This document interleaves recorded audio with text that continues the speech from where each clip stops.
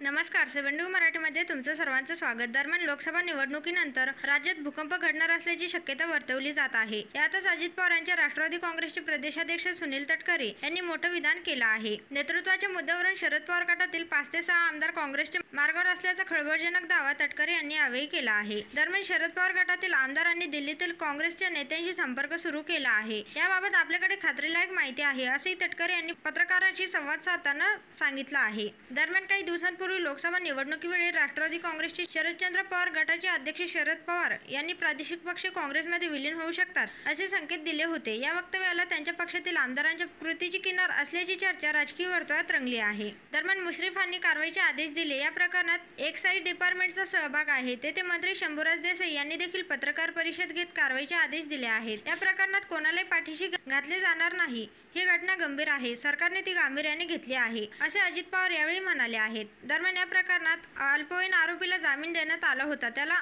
Remand होमला पाठवण्यात आले आहे. त्या मुलाच्या बापाला अटक करण्यात आली आहे. बापाच्या बापाला अटक करण्यात आली आहे. आम्हाला कुठलीही लपाछपी करायची नाही, हे महाराष्ट्राला पुणेकरांना सांगायचे आहे. ही घटना घडल्यापासून जसं पुढे जातोय यामध्ये जे दोषी आढळत आहेत त्यांच्यावर कारवाई होत आहे, असे देखील अजित पवार यांनी यावेळी सांगितले आहे. तर मित्रांनो, याबद्दल तुमचं काय मत आहे ते खाली कमेंट करून नक्की सांगा.